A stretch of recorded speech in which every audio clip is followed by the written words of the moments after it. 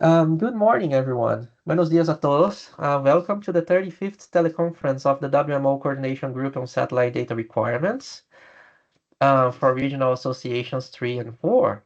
Thank you for joining the call. I'm Diego Souza from NEMPE, Brazil, focal point on satellite data requirements for Regional Association 3. And let's also welcome our colleague Marcel Garbanzo, focal point on SDR for Regional Association 4. Welcome, Marcel. Buenos dias. Buenos dias, Diego. Good morning, everyone. Thanks for being here for this meeting. I'm pretty sure we're going to see some interesting topics today, and we appreciate the time you take for the satellite data requirements. Thanks. Thank you, Marcel. And this is our first teleconference since November last year. So there's a lot to update the group on, including the upcoming GoesU launch next week, as we are going to see in the updates from NOAA. And if you missed the previous teleconferences, you may find all the content from the past 34 calls and meetings at the SDR Group's webpage, including all the recordings, minutes, and presentations. And as we can see, we discussed the early warnings for all during the last two teleconferences, and we will also see some actions related to early warnings for all today. And you may also find at the SDR Group's webpage other relevant information, including the presentations and resources shared during the SDR workshops, as we are going to see later. And as we have defined during past meetings, there is a dedicated web page to document the satellite data reception mechanisms used by our community. Please check it out, and if you have any updates from your country, please let us know. And for now, we have the following countries there: Argentina, Brazil, Belize, Canada, Cayman Islands, Chile, Colombia, Costa Rica, Ecuador, El Salvador, Mexico, Paraguay, Peru, and Trinidad and Tobago and Uruguay. So if you have any updates, if your country is not there yet, please send us an email listing the receive mechanisms used in your services. And if your country is already there, but you have updates, please let us know. And having this webpage updated is very important, as we're going to see later, as we will work on a gap analysis in terms of satellite data and products in the context of the Early Warnings for All initiative, including data access. And this is the agenda for this teleconference. In the first half, you will see some updates. In the first presentation, we will hear some updates from NOAA, including current and future missions, GeoNetcast, future events, and more. Then we have some updates from the WMO Regional Office for the Americas. The SDR co-chairs will update the group on the actions related to early warnings for all and provide information about the recent SDR workshops. And in the second half of the teleconference, we will see an overview of the International Disaster Charter, which is a very important initiative to disseminate satellite data to support disaster response. And this will be presented by my colleague from the NPE, Laércio Namikawa. And then we will see a presentation from Suriname's Meteorological Service with their current status in terms of satellite data access and usage. And here the SDR members are invited to give a short update of their activities. So if you have any updates, please be prepared to say a few words. And we will finish this call hearing our colleagues from CITWIG and VLab presenting an overview of recent and upcoming workshops and capacity building events. So that's the plan for today. And now let's quickly introduce the participants of this teleconference. I'm seeing 28 participants. Matt Arquette from Canada. Hi, Matt. Can you hear us?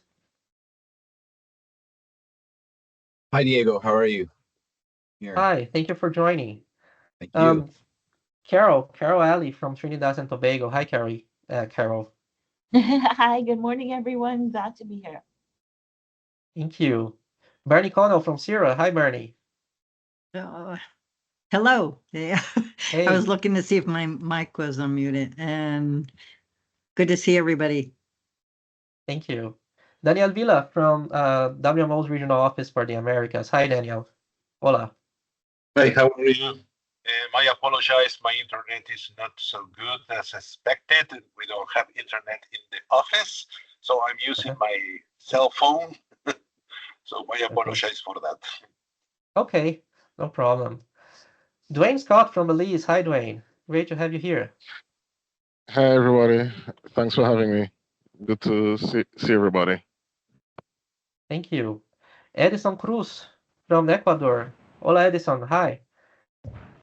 Hola Diego, hola Marcial, hola para todos, un saludo grande desde Ecuador. Un gusto verlos. Muchas gracias, Edison. Gabi Gomez from Lanote, Mexico. Hello, Gabi. Can you hear us? Hello. Yes, I'm here. Nice to hear everybody. Thank you. Ian Nabrook from NOAA. Hi, Ian. Can you hear us? Are you there?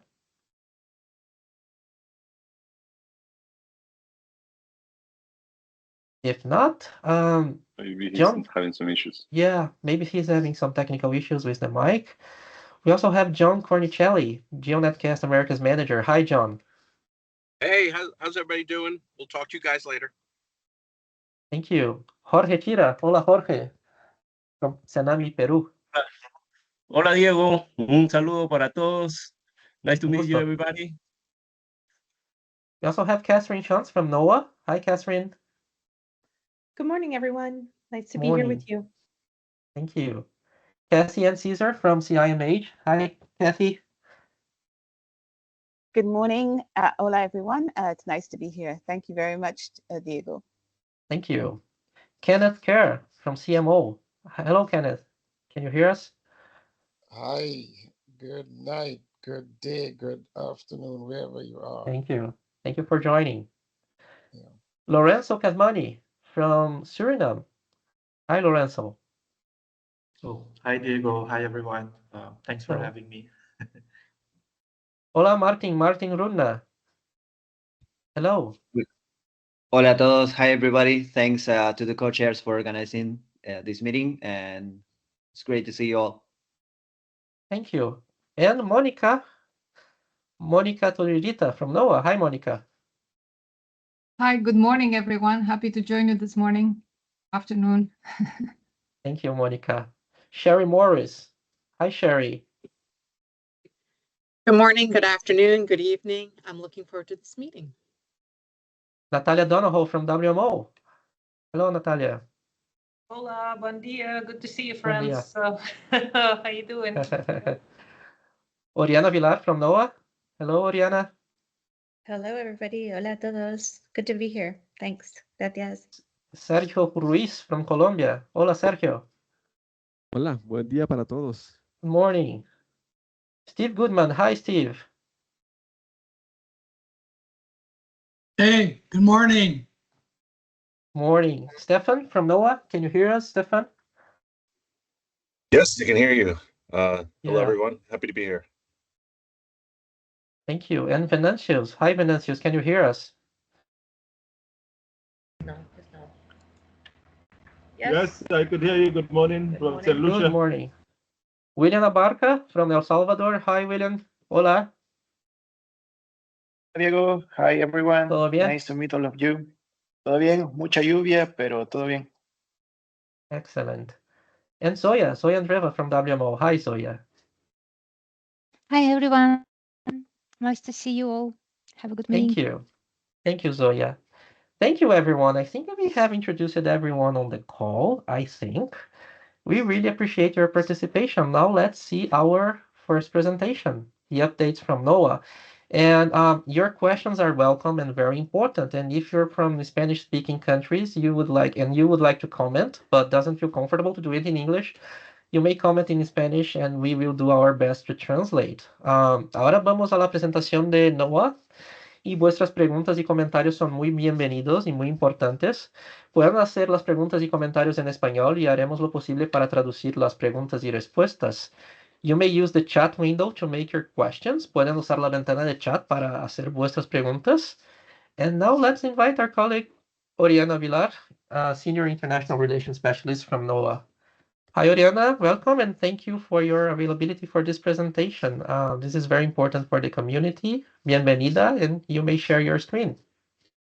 Hello, everybody. Thanks so much for having me. Muchísimas gracias. Hola a todos. I won't be the only NOAA participant in this presentation, but I'll be handing it off to a few colleagues. I am sharing it. Can you see it? Yes. Okay. Yes, all right. perfectly. Then let's get started. Okay, I just wanted to go through the outline. We'll be talking a little bit, as Diego pointed out, the GOES-U launch, which is scheduled to launch on the 25th of this month, and then going into the GOES-U East transition. We'll also talk about the GeoXO progress, in particular, data distribution updates, the NESDIS cloud delivery, talk a little bit about GNCA, GeoNetcast Americas, and some upcoming events. So with that, I'm actually going to pass it over to Monica, who's going to provide us an update on the GOES-U launch. Monica? Hi, good morning, everyone. I'm happy to join you this morning and to bring you up to speed to all the nice things that we're doing over here with GOES-U and GeoXO. So we had a very busy fall last year. In October, we completed all the environmental testing for our GOES-U satellite, followed by the pre-ship review in November. We had an equally busy January where we shipped the spacecraft to the launch site in Florida, and we also completed the operational readiness review.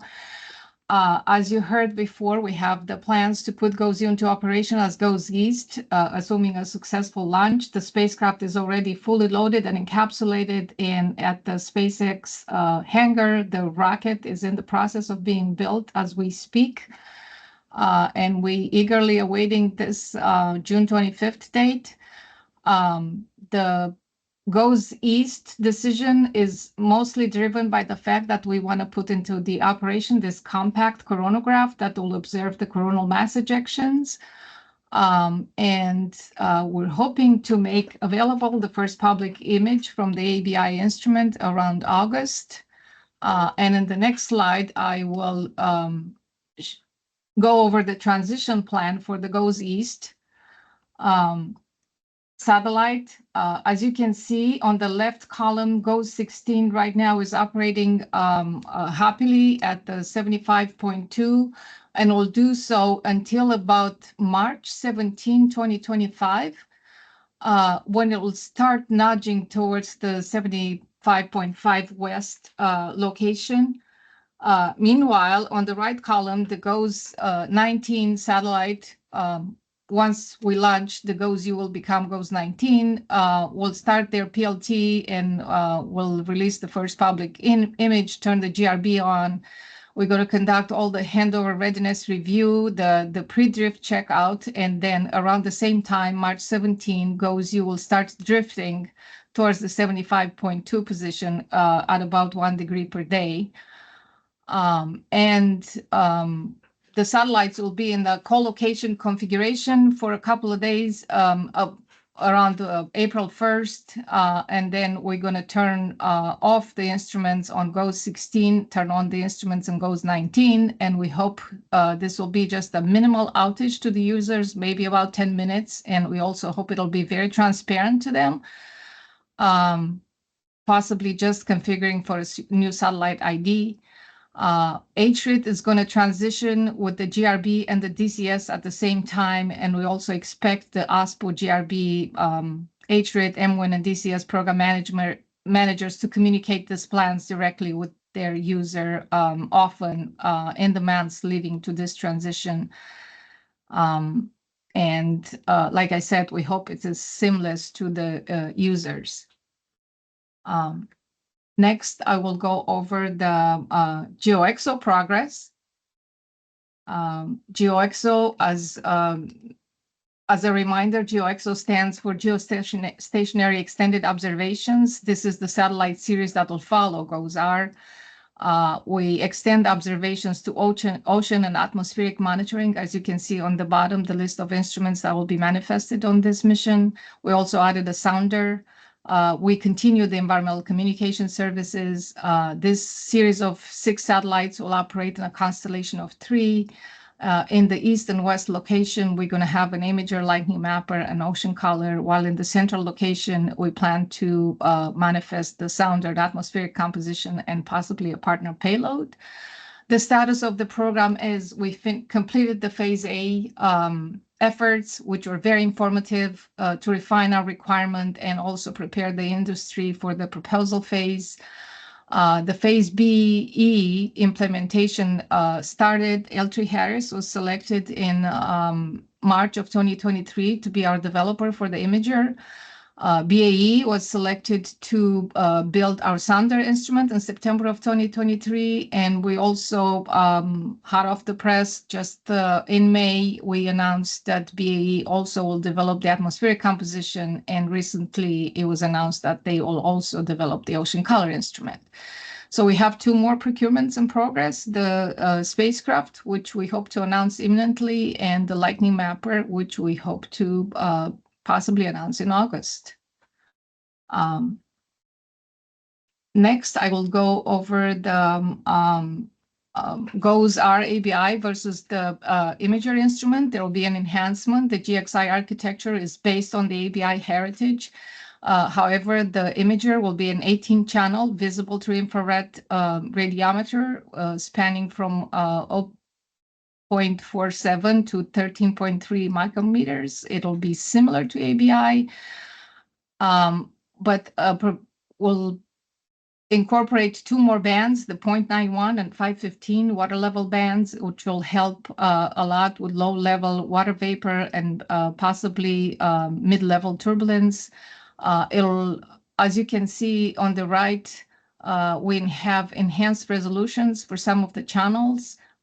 Actually, 7 of the ABI channels will have half the resolution on GXI that they have on ABI, and on the right you can see what this final resolution can give you in the imagery.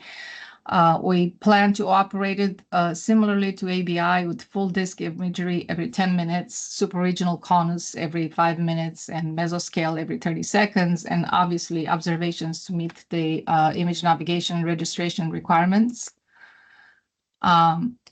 In terms of sounder, on the next chart, the specifications are similar to the, in terms of spectral resolution, similar to the CRIS instrument, 0.625 reciprocal centimeters. This instrument will have about 2,618 total channels spanning the mid-wave and long wave. They will collect the data from those bands simultaneously.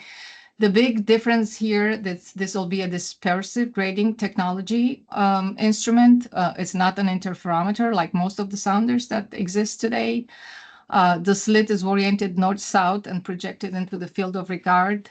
One slit image samples 3.48 degrees of the north-south field of view. The scan mirrors slews from west to east, and we hope to complete the full disk scan in about 5 swats, which will lead to a refresh time of less than 30 minutes.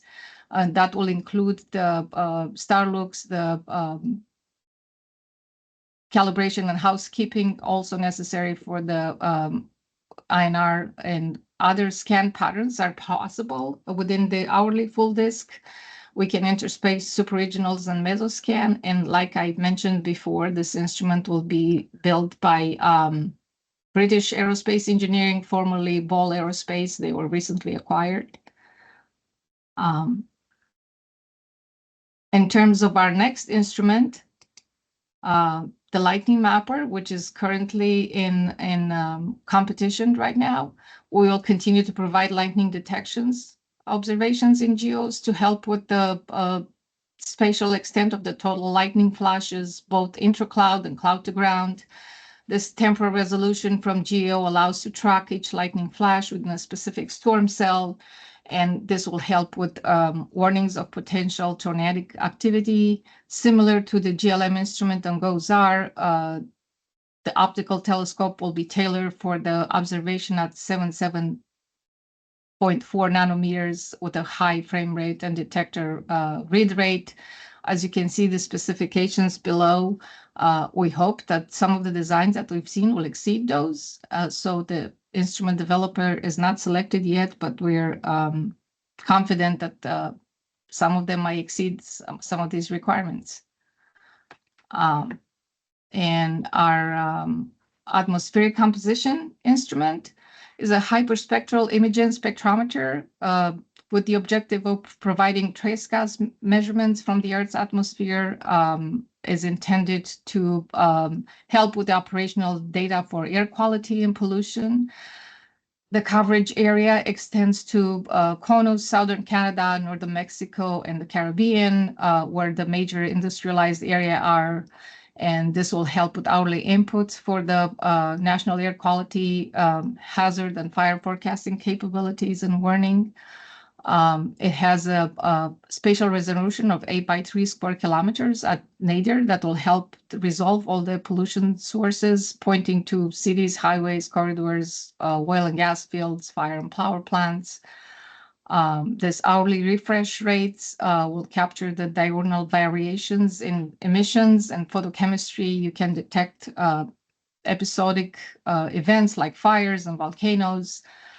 And it has a spectral coverage that spans from UV to Vis. And at the UV, we hope to see ozone, nitrous oxide, formaldehyde, sulfur dioxide absorption, aerosol, optical depth, and in the visible layers, the cloud aerosol height. And this high resolution is critical for spectral fingerprinting. And on the image on the right, you can get a sample of the scan pattern looking at the data collected by OMI, a similar spectrometer. This is an average of integrated nitrous dioxide column measured over the TEMPO field of regard. TEMPO is an instrument that was also built by BAE, former Ball Aerospace, and our ACX instrument has very similar requirements to TEMPO. I believe this is my last slide. Unless there are any questions, I'll pass it over to Oriana or Catherine. Yeah, I think it's coming to me.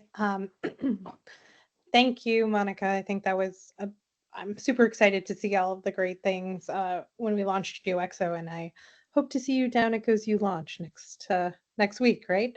So, yes. We're all excited here for GoesU.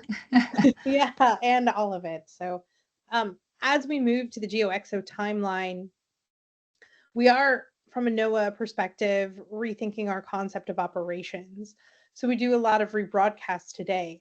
However, given WIS 2.0 and where we're moving as a WMO entity with that information system, we're planning from a NOAA perspective to leverage more of the terrestrial ground connections and internet feeds aligned to this timeline. So the goal will be to able to provide near real-time data access for GeoXO data using our WIS 2.0 interconnectivity at this timeline. So that means there should be some terrestrial links for this data really coming to everyone. So that's going to be our primary source of alignment, really coming from a cloud-based data distribution, which is, as mentioned, that aligns to WIS 2.0. It doesn't mandate it, but we are building in that direction. So from a level 2 processing, from a level 2 product perspective, that'll be a primary interface, and we look to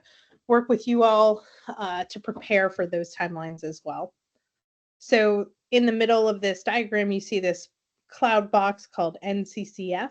That stands for the NESDIS Common Cloud Framework. So that is a data-focused architecture that I will talk with you a little bit about momentarily. But effectively, that's going to be our terrestrial interface where data moves to the user capabilities. There will still be, as you can see, high rate, medium rate data from a user terminal's perspective. We will have enhanced capabilities and hopefully aligned to WMO, where we're not pushing everything to you all.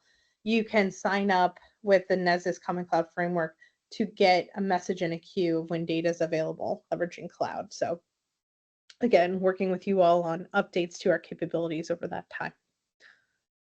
Next slide. So what does this really mean? So this Common Cloud framework, as I mentioned, does align to that messaging and queuing of the Weather Information Systems 2.0 approaches. But effectively, we're building an integrated data lake for all NESDIS provision data, be that near real-time data all the way through all of our archive, where it will be made available from a cloud interface. And that whole interface will look like a public data access approach here. It'll be enhanced. Today, you have to go to specific systems for specific types of data to query it. Our goal is to bring it together meaningfully so that there is a one-stop location, one-stop shop, if you will, one data access point for NOAA data that could point you in to many different approaches, to many different, data sets. So we will support the GeoXO timeline with this, as well as I mentioned, the breadth of all data. So if you're interested as well in low Earth orbiting data, it will also be made available through this interface. It sits on top of our data. Perfect, thank you. Nope, you're good. Perfect, perfect. So the NESDIS Common Cloud Framework at its fundamental level is driven by data. So we have NOAA data sources coming in. We leverage partner data sources, for example, Meteosat 3rd generation from our European partners. And we then create some derived tropical cyclone products over the Eastern and Central Atlantic. Those sorts of products will be made available, again, through this common interface. We're calling it a storefront. It's really a public data access platform. So GeoXO, as well as our derived products, will be made available through this portal. So you'll have more approaches to get access to all possible NOAA data that could serve your region through this point. And that's really the key. We're enhancing and bringing together all of that data in a meaningful way to make it easier for use really across the Americas and publicly as well. So on the next slide, and then I saw there were questions, and I'll take questions right at the, so that was my last slide. So I can take questions now, or should we wait till the end, Oriana? Yeah, I say let's wait to the end. Let's go through the slide deck and then tackle the questions. So handing over to Daniel. Hey there, Daniel Gillies, GOES-R and GeoXO Program Systems Engineering, and I'm going to talk to you about the user-facing communication. So as Catherine mentioned, the primary distribution point for the GeoXO era is the cloud. However, we are maintaining our broadcast services, but they are evolving on pretty much every service with the exception of DCS. So how are they evolving? This table provides a comparison between GOES-R and GeoXO and then describes each of the user-facing comms changes, upgrades, or modifications. The first thing I'll mention here is that you don't see SARSAT on the list. That is because SARSAT is not part of the GeoXO service, even though that is a service provided via GOES-R. Obviously, it's not providing meteorological data. However, I just want to mention that that is transitioning to MEOSAR, and its needs will be covered by other spacecraft. So really speaking to the services that support our meteorological community, first, the data collection system, DCS, that's composed of three components. The DCPR, so that's the transmission of signals from the in-situ platforms up to the spacecraft and back down to users. There's then the DRGS, which is the direct readout. So that's the broadcast of those received signals down to the ground. And then there's commanding, which has been a service that's actually existed on GOES-R, but it's been latent. The capability has been there on the spacecraft, but we've not been able to fully exploit the capability on the ground, and we're actually working on that right now. So in terms of changes for DCS, first for the DCS platform signal received, DCPR, there are no changes from the perspective of users. We will continue to operate on the same frequencies that DCS from a transmit from the platform side works on today. There actually will be more channels available, but that has more to do about the channel protocols than it has to do with the satellite itself. On the direct broadcast side, there is a slight change. So even though the signals will still be going up in that 401, 402 band, when they come down, they're actually going to be shifting a bit. Today on GOES-R, our downlink for the DRGS is in L-band, at 1679.9 center frequency for the US domestic band and 1680.2 for the international band. We are shifting those frequencies on the GeoXO era up. So that's going from 1679 to 1691.9 and then 1680.2 to 1692.2. And the reason for this is there is sharing that is occurring below these frequencies, and by moving up, we believe we're in a better place from a protected spectrum standpoint, protecting for out-of-band emissions. We do know there's also sharing on the other side, but we believe this is a more favorable place to be in. And the changes are actually quite minor with respect to the receive systems on the ground. And that's something we've already been coordinating and communicating to the DCS community. For DCPC, again, this is a service that, from a service perspective, it's not available on GOES-R today, although the capability exists on the spacecraft. What we are doing right now to enable GeoXO, as well as GOES-R, is we are developing receivers for DCS commanding so that DCS units in the field will actually be able to receive commands that have been issued by users through the user interface, transmitted up to our spacecraft, and then sent down to the user platforms. This will provide the capability to service platforms remotely, saving cost for travel, as well as just to be able to change configurations on the fly when they are needed. So lastly, in terms of the actual data services, you heard a brief mention of these a few slides ago. So on GOES-R, we have the ATRIT MWIN service. That is transitioning to the medium low rate service in name. And then the GRB, GOES-R rebroadcast, is transitioning to the high rate service. So what does this actually mean in terms of changes, upgrades, and modifications? Well, first, these services, while they are provided via the GOES-R spacecraft today, in the GeoXO era, they will actually be provided by commercial communication satellites.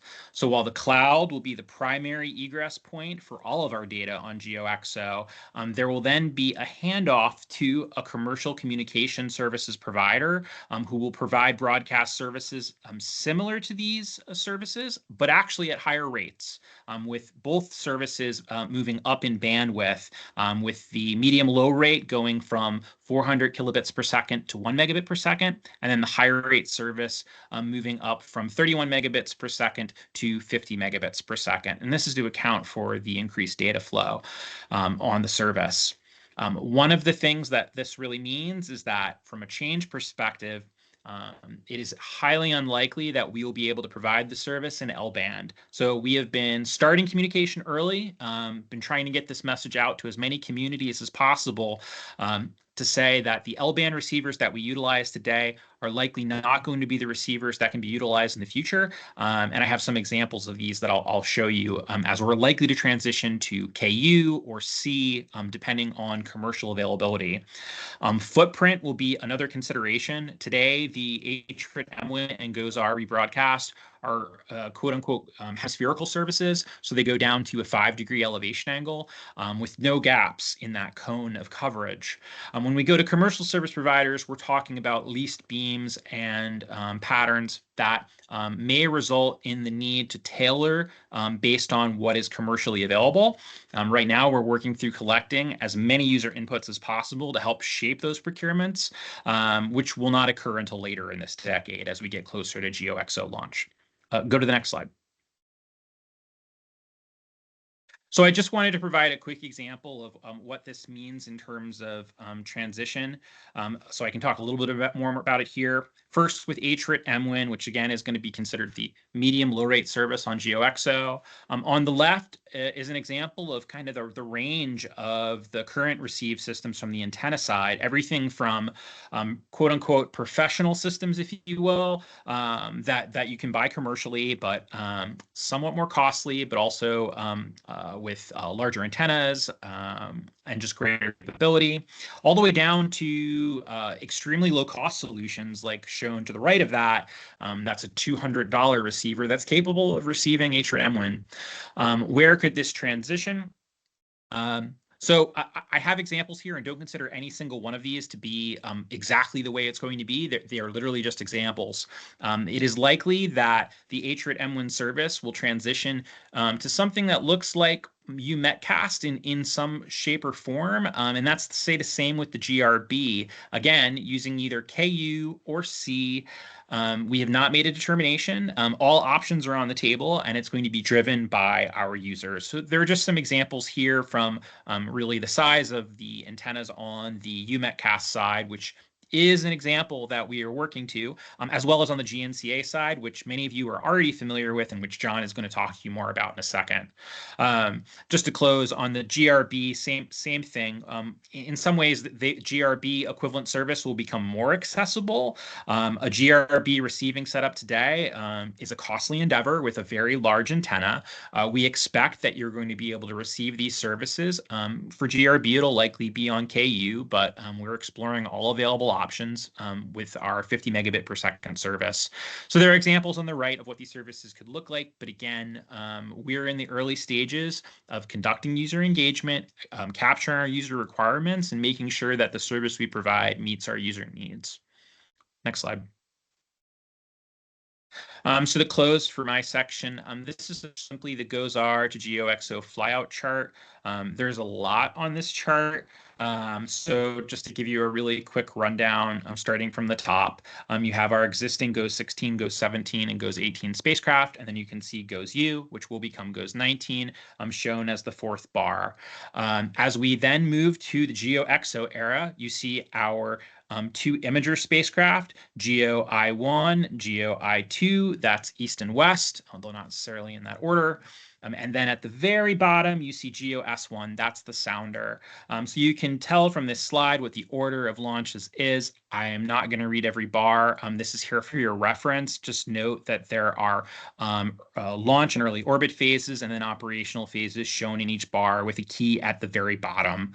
We've already talked about GOES-U launch date, which is really the most critical element of this right now. This chart will be updated post GOES-U launch and after 1 year on orbit when new lifetime predictions are available based on performance. I believe that is my last slide, so I will transition back to Oriana, or actually to John, I believe. Yes, John, if you would like to speak to this slide. Oh, there you are. Go ahead, John. Yes. Hello, everybody. And good to see everybody again. And recently we had two conferences that where we learned a lot of lessons for the program going forward, the Carib Wave and the Tropical Storm Elliott workshops. From that, we're going to go from the new products that we talked about with the aerosol, dust, and particulates, the Argentina, Antarctica imagery. We are now switching over a lot of the polar orbiter imagery to the new NOAA 20 and NOAA 21 satellites, as the SNPP satellite continues to have anomalies, and NOAA 21 is becoming the primary anyway. We already have our plan in place for transitioning products over to the GOES-U, the GOES-U satellite after it's blessed. That'll be, I'm guessing, April or May of next year. And in the short term, we are actually adding a few more channels to restart the South America desk and Caribbean desk tropical forecast products. And we'll be adding a radar channel here soon to add higher quality radar imagery for hurricane season. One of the things we've been discussing is potentially increasing our bandwidth to 25 megabits per second by 2025. And like Daniel spoke about, using GNCA as a part of the future for GeoXO. So look for some changes, and what I like to continue always inviting people. It's very, very simple to add products to the broadcast. Get in touch with Diego or get in touch with me. We very much welcome products from partners to be rebroadcast to the region. We have found interesting ways to maximize the bandwidth that we have and allow more products in there. Diego, did you have anything to add? No, John, you have covered everything. Just would like to say thank you for your support, and all the requests from the community have been accepted by NOAA. Thank you very much for these latest changes, and great to know that an increase to 25 megabits per second it's being considered. Yes. Thank you. And last I'd like to close with is the NOAA CIMH agreement is complete. Elliot and Oriana finished the transportation of the receivers down to Barbados. And so get in touch with Elliot or Oriana if if you want one of the receivers to be distributed to one of the Caribbean nations. Oriana, did you have anything else on that? Just really quickly to add that a big thank you to Kathy Ann, who's also on the call for that. She's going to be collaborating with us, and essentially, as John was noting, these are 24 receivers that will go to the region, and then with the help of CIMH, we will distribute them. So put the word out there, and a big thank you to Kathy Ann. Thanks, John. Thanks, Kathy Ann. All right, that's it. I guess I'm passing off to you, Oriana, right? Yes, I'm going to wrap us up. Just a few upcoming events. We finally got word to move forward with the NOAA Satellite Conference. This tentatively is scheduled for August 2025 in San Diego. It will have workshops, it will have trainings the weekend before the main conference.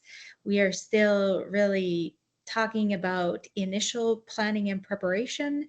So I really don't have many more details except to say hold your calendars and more to come on that. And it will be a collaboration between NOAA and AMS.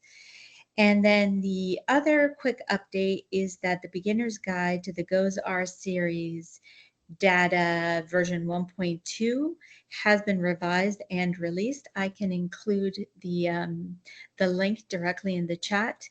And hopefully we will be working on translations to that document as well. So with that, a big thank you to my colleagues, and thanks for having us in this working group. And if there are any questions, now's the time to ask. As Diego had indicated, feel free to include them in the chat or feel free to reach out afterwards. Thank you. Thank you very much, Oriana, Monica, Catherine, Daniel, John, and thank you to the other colleagues from NOAA. Muchas gracias. Excelente presentación. Great presentation and updates. Now let's take a look at the questions and comments. We have received some questions before this teleconference, and I think all of them have been answered during your presentation. And the first question was from Chile, and we also had similar questions now on the chat. Did you have any details about the transition from GOES 16 to GOES 19 as GOES East? Do you think the changes will affect the receive stations program for GOES 16? And I believe this question has been answered in slide number 4. And I understand the key time frame would be between March 17 and April 1st, 2025, where GOES 19 will drift from 89.5 to 75.2. And I understand no changes should be made in terms of hardware. And as Monica commented, this should be transparent for the community with an expected outage of only 10 minutes, correct? So the current GRB users, they don't need to change anything on their stations for this transition, correct? Am I right about it? That's correct. That is our expectation. And like I said, we'll try to communicate all these plans through broadcast messages. Okay, excellent. And one second question from our colleague from El Salvador. About the dissemination of GeoXO data via GeoNetcast, I remember this was mentioned as an alternative, and if so, any thoughts on what hardware changes would be needed? And that was the question from our colleagues from El Salvador, and as we have heard today, GNC will be one of the alternatives, and GRB users will need to replace the existing L-band receivers with new systems compatible with selected commercial frequencies, probably using the KU band, or they will still decide on that. And regarding GeoNetcast, maybe it's too early to know these specific details about hardware, but I imagine the technology should be similar, right? But with higher data rates, and specific hardware changes should be known as the mission advances. But one thing we do know is that the receiver model used in most GeoNetcast stations supports up to 80 megabits per second, which is 4 times the data rate used by GNC today. So if the rebroadcast technology is kept as DVB-S2 until the 2030s, and we don't know, users should be able to keep receiving data without any major changes through GeoNetcast. But you know that until there, many things can change, right? But as it happened with GOES-R, the SDR group will work extensively during this transition, including informing the necessary changes in our receive station, whether it's GRB, GNC, terrestrial, cloud. So the group will be well informed about it, right? Daniel, do you have any other comments on this transition? Thank you. Yeah, I want to make one clarification. GNCA and the high rate and low medium rate for GeoXO are still distinct services, although, as John said, in the GeoXO era, there's going to be GeoXO data. No longer will there be GOES-R data, so you can expect that John may include GeoXO products in his GNCA feed. However, what we intend to do with the high rate service, for example, is to mimic what you are seeing on the GOES rebroadcast in terms of product availability, for example, and how it is provided in that same exact sense. So that's our basis, is to provide equivalency to the GRB. Band will change. There simply is not, at least today, an L-band capacity in the commercial sector. It tends to be utilized by the government sector, although that is changing as spectrum is auctioned, and frankly, we are still quite a long ways off from GeoXO. So that's really why there's still a little bit of uncertainty as to what the exact service will look like, because the commercial communication satellite market is also evolving. So hence, what's really important right now is, yes, the GRB systems that you have today, at least on the antenna and the front end side, they are likely not going to be directly compatible with GeoXO, simply because it's going to be a different band. That being said, the high rate service as well as the medium low rate service should be significantly more accessible in terms of the systems used for KU band or even C band receipt, like is used on GNCA, are much lower cost of entry than the systems to support the GRB. So we will be supporting users in terms of providing the knowledge to help with that transition. And the sooner that we can define the service, the sooner we can begin to work with users on what that transition looks like. But again, this is all something that will be occurring at the end of the decade, slash early 2030s. So we still have quite a bit of time to go. So please send us your questions, send us your concerns, and we are ready to hear them so we can incorporate that into our service definition. Excellent. Thank you for the clarification, Daniel. We have some hands raised. Let me check. Kenneth, do you want to make any comments? Yes, thanks for the presentation. I'm a bit concerned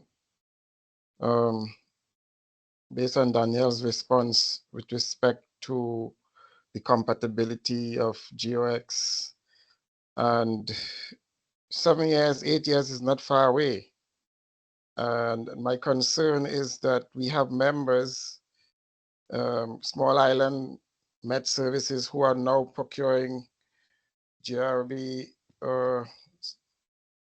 receivers, spending a lot of money. And this is an issue I raised in Madison, and was hoping that the concerns by small island states who have always find it difficult and who is always behind, whilst trying to catch up, get left further behind. My concern is with respect to, we've been asked to send questions, and whether those questions are really going into the pool and being looked at in a way that will assist members staying up to date and being part of the process. I'm very much concerned. I know that the small islands are benefiting significantly, but whenever we try to raise above the water, we are always seem to be falling further behind. But I raise this concern just to place that on the platform again, that whereas the members are not contributing in any significant financial path, the national Met services and part of the region who are hoping that their concerns can be felt at the decision-making tables. Thank you. I just want to jump in really quickly and thank Kenneth for that. I think continuing to voice these concerns are important, and we'll take note of them and continue to move them and discuss them within NOAA. Thanks. Thank you, Kenneth. Thank you, Oriana. And I imagine, right, Daniel, if GeoNetcast keeps using the C-band, or if the commercial rebroadcast used by GeoXO uses the C-band, GRB users would be able to use the same antennas, right, in the future. But I'm not that sure. So let's No, you're Diego, you're right. You know, the issue with C-band is available bandwidth. I think with GNCA, for example, with John's potential plans to upgrade to 25 megabits per second, that would get us half of the way there for GeoXO, and that's really just imagery and nothing more. But you're right. There is the ability to try and be cross-compatible. I will say, my team, the OSPO team, like Ian, who's on right now, who supports HRIT MWIN, Toby Hutchins, who supports GRB within OSPO, and then John, who supports GNCA. We are working together with this in mind to try and develop solutions that are aware of each other, so that if there's the possibility to be cross-compatible or at least to utilize existing hardware, you could benefit from that. It's much harder, of course, when we're talking about services that are transitioning like GRB to it could be C, but it could also be KU, and that's a very different receive system. Again, the KU system are significantly less cost than other systems today, but that cross compatibility just isn't necessarily there. If there are ways for us to enable users to make the transition more seamlessly, we will absolutely pursue them and work with the user community on finding ways to get that information out. So again, I'm listening. I have some limitations, of course, in what I'm able to do, but I'm definitely listening to those sorts of concerns and opportunities. All right. Thank you very much, Daniel, for the clarification. Marcial, do you have any other questions? ¿Tenemos alguna otra pregunta en el chat? Yeah, there were a couple of questions away from the satellite receiver, but more in the internet receiving end. So they're asking, how is it going to be integrated with WIS 2.0 that was mentioned? And the other thing that I would actually get together with that one is, do you have an estimate of the bandwidth that's going to be required for the internet connections to receive GeoXO data over the internet? Thanks. So for the first one with WIS 2.0, NOAA works with the National Weather Service to align. So right now we're in piloting. WIS 2.0 is not required yet for operational distribution, but I know that Natalia, who's on the line, could give you all some more insight into timelines there. But we are going to be piloting some of the cloud-based connectivity that the Weather Service really takes the lead on with the satellite data. So geo data, the current GOES-R data, GOES-R series data, will probably be a test case that we work. So we would probably, I haven't set anything up formally, but we are looking to do some test cases.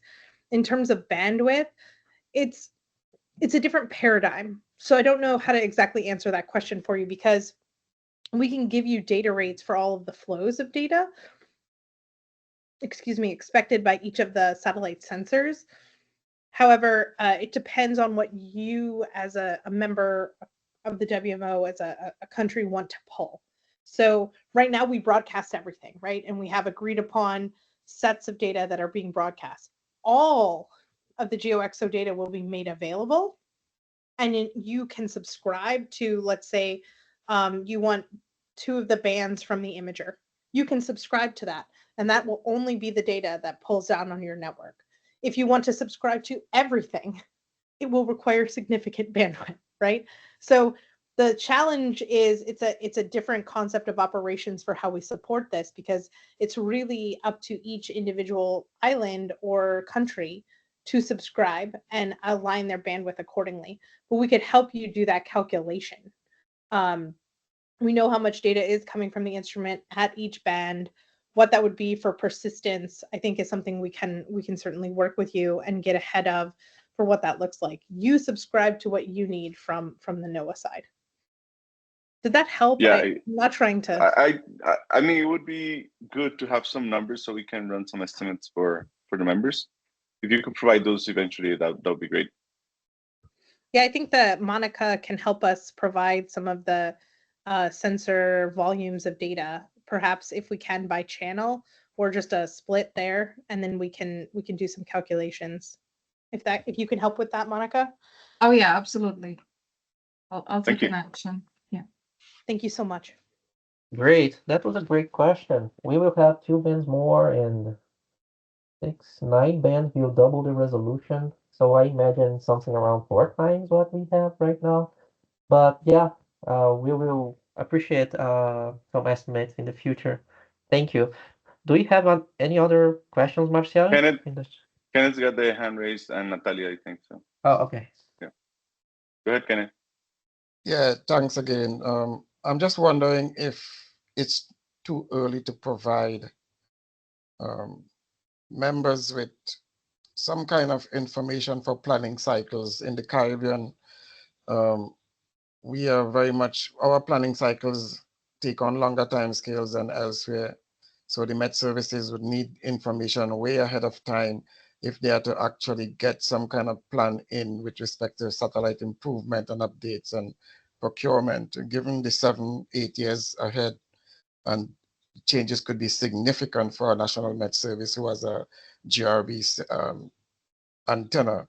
If this information can be sent out officially to the PRs so that they could incorporate in their planning cycles for 2033 to 2035.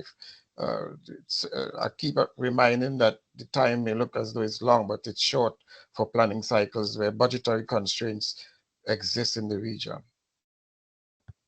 Yeah, and just quickly to add to that, we are planning to send out a formal communication that we're working on. So hopefully we can tweak it as well so that, as you noted, that could help on your end as well. So thanks for that.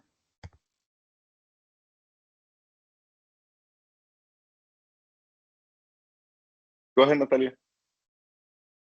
I just sent you a couple links. This is 2 papers from one from WMO and another one from EUMETSAT that was presenting during CGMS coordination group on meteorological satellites earlier this spring, and some of the stuff has the timeline for this transition. But now I'm thinking, and Diego and Marcial, that's for you guys. For maybe next time we have this call, I'll have my team from this department to provide some updates specifically for this group. But I'm just sharing some information because somebody mentioned the timelines and things like that. So if you want, I can arrange it for next call. But for now, you can just read what was provided this spring for the both EUMETSAT pilot and what WMO is doing in general. So thanks. Thank you, Natalia. Go ahead, Rodney. Thank you. Good morning, all. Thank you very much for the invitation. I just would like to inform to all of you that the Regional Association 4 session will be held in February next year in El Salvador. So it has been officially confirmed, and we are starting our preparations to organize the session. And just to let you know that there are many aspects related with satellite in the region, including the good performance of the ET-SDR to be considered in the discussions of the Real Association Force. So just for your knowledge and your reference, we are organizing also a regional conference previous to this session. So just to take in account for further or potential activities, especially the activities when we need the discussion of the members, our members, the permanent representatives about the upcoming challenges with the change of technology and infrastructure for satellite and others that could be strategic for the region. Just for your knowledge and consideration. Thank you. Thank you, Rodney. Are there any other questions? ¿Alguna otra pregunta o comentario?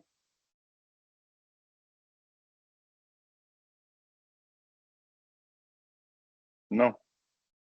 I think there is a question from Peru regarding the possibility of having GO-16 to scan the globe every 5 minutes. And I believe our colleagues are asking about it because, as far as I remember, something similar has been done with GOES-12, maybe, in the end of its lifespan. But as we have seen also in slide number 4, GO-16 will drift to 105 west on April 6, which is the central position, right? And it will be in storage mode, as we have seen, and the X-band downlink will be off, and all the instruments will shut down in that position. Correct, Daniel? And others? Yeah, that is correct. That's our on-orbit spare. NOAA has a policy to have 2 operational satellite and 1 orbit spare, and the instruments will be turned off during storage. Okay. They might come out of storage for testing every now and then, possibly annually, but not more than a 2-3 weeks period. Okay. Okay, thank you, Monica. I don't see any other questions, right? Again, thank you very much for our colleagues from NOAA. Yes, Diego. Oh, Diego. sorry. There's Okay. a question from Argentina. There's a question from Argentina about ABI. Okay, Perhaps let me check here on the chat. Martin there's an incident with the ABI, so perhaps Martin can raise this question to the audience. Go ahead, Yes, Martin. Yes, ¿Tú hi. puedes leerlo o decirlo? Yes, I'm here. So at the end of May, there was an incident with the ABI, and it was on engineering parking for a few hours. And on OSPO, the OSPO site, the message was that it was suspected to be a thermal issue with the instrument or the satellite. So if you can give us any update on, or if there is any update on that issue, that would be great. Thanks. So I believe that ABI on GO-16 is back to normal scanning, operational. There was some degradation for a short period of time. There was some temperature limits that were reached, and the initial investigation indicates it might be due to the solar flare and a bit error on the cryocooler electronics. I don't think we have the full root cause yet, but it's not an issue. It's not a thermal issue. That was just the effect that you saw in the data because of that bit error. All right, great to hear that. Thanks. Thank you, Martin, for your question. And if you don't have any other questions, let's move on and hear the updates from the WMO Regional Office for the Americas. And we invite Daniel Villa, Technical Coordinator of Infrastructure of the WMO RAM, for these updates. Daniel is having some issues with the internet, and he will provide the updates by voice only. Hi, Daniel. Hi, everybody. Well, my apologize for the internet connection. It's not bad. It's very bad here. I'm using just only my phone. So I will talk a little bit about what is happening in the region. There's no many news from the last SDR meeting. I believe that the main issues is we finished the executive summary of the GEO satellite for Latin America and the Caribbean. The document is ready, but there's no much more advancement on that. So we're still waiting for some feedback from institutions or someone who would like to finance the next step, because we need to move forward for more technical stuff, for more technical feasibility and also financial feasibility for this project. So we are trying to find out some donors to work with us on that side, but there's no much progress on that. Regarding to early warning for all in the region, we have been working during the beginning of this year with several national consultation workshops in Barbados, in Antigua and Barbuda, and Guatemala. And we are moving next month to Ecuador to work on that. So if, of course, my colleagues from Ecuador, if you have some, feedback on what you need in terms of satellites or satellite equipment for your country, we are happy to hear from you what you need. So we will discuss this on July 1st and July 2nd. I believe it's July 1st and July 2nd next month in Quito. So this is something that it's good that we will work on that. In terms of the past workshops, we get some requirements for Barbados and from Antigua y Barbuda in terms of satellite receivers. For example, in Barbados, we are asking for a low orbiter receiver. We are also been working with CLIMSA project for Jamaica for a GeoNetcast station. Marcial was with the PR of Jamaica talking about that. And I believe that it's all I have on my side. Not much more. I believe that from NOAA's side, there have some training events coming on. So perhaps they are more aware about what is expected in terms of training for the rest of the year. So this is on my side, Diego. Thank you very much. Thank you, Daniel, for the updates on recent workshops and regional plans. A lot of initiatives happening. Could you please repeat the countries that you mentioned about the LEO stations, and is it for the Caribbean, right? Yes, we are asking for a LEO station for Barbados. Okay. I hope we can success on that because the position of Barbados in the Eastern Caribbean is key, not only for early warning in terms of it's in terms of many other applications. Okay. For example, wildfires, volcanic ash, volcanic eruptions, and also, for example, in terms of data simulation. We don't have so many data in that region, so this will be very useful for global weather forecasting, because all the global models can take advantage of that data and ingest in their models, so we can improve the models in the region. So this is, from my point of view, this is quite exciting. I'm also would like to get something similar in Ecuador, because we don't have so many LEO stations. I'm talking about the NOAA NOAA satellites. The old NOAA satellites right now is NPS. It's a different story. But we don't have so many stations. For example, we don't have a station west to Cordoba, so in South America. So it would be very nice to have, for example, one in Ecuador, because we can also provide many applications in terms of wildfires, in terms of volcanic ash, volcanic activity, but also, as I mentioned before, we can get all the information for numerical weather prediction, because we can ingest those data into numerical models, into global models, and we can improve the weather forecast in the region.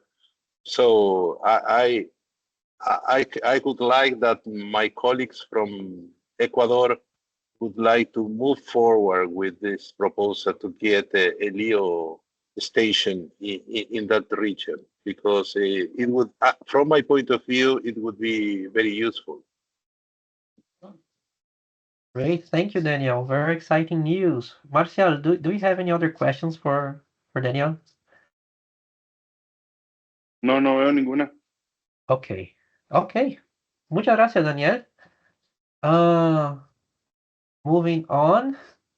Now let's check the SDR updates, including some actions related to the Early Warnings for All initiative and the SDR workshops. Okay. Since our last face-to-face meeting in 2022, we have been introducing the Early Warnings for All initiative, right? What it is, why it is important, how it could benefit the community, and how the SDR group may collaborate, right? Now it's time to work on some concrete actions, as we are going to see now. And one of the actions we will be working on in the coming months is this one, a gap analysis in satellite data and products in the context of early warnings, right?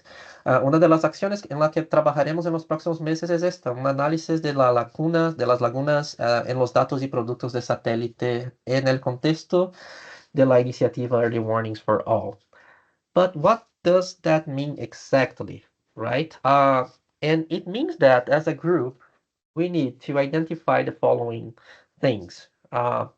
First, what are the priority hazards in our region, right?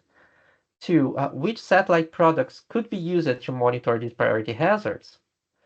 Three, which satellite products the community is actually using to monitor these priority hazards?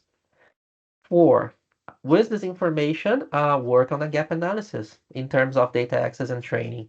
And based on this gap analysis, develop a regional implementation plan to address the gaps identified and include them in the regional operating plans. So in summary, which hazards, which products could be used, which products are used, a gap analysis, and a regional implementation plan. Okay? So that's an overview of what we will be working on over the next months. But let's provide some context and background information on how these actions have been defined.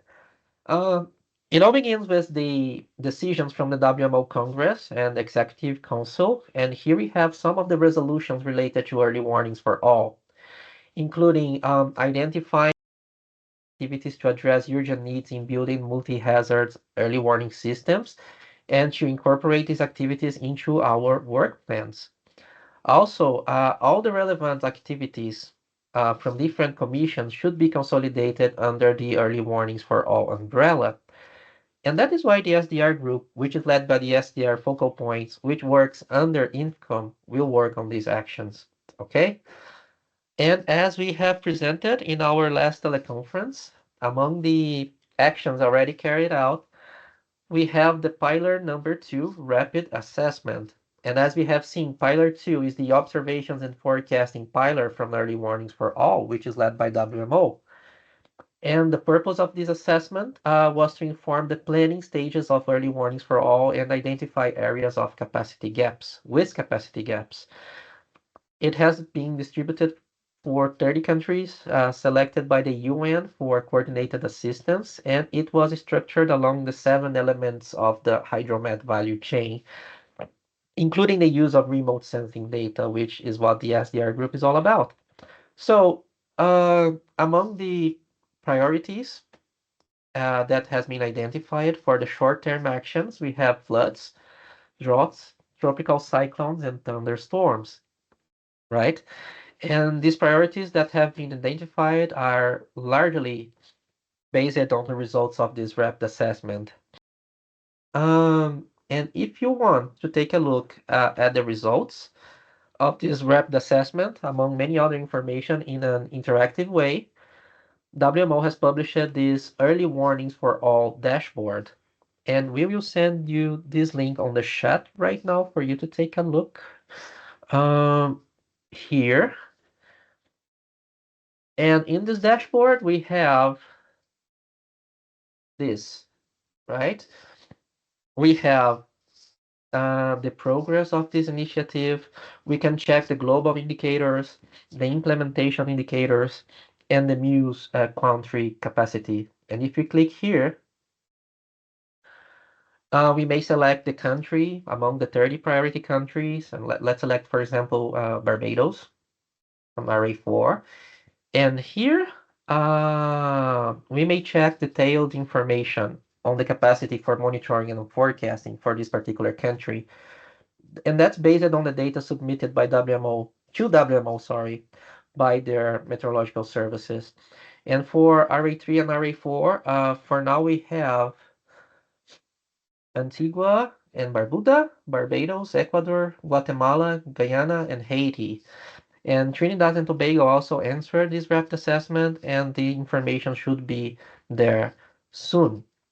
Okay, so this is a very interesting interactive interface, and you have the link in the chat box for you to explore it. Okay, all right.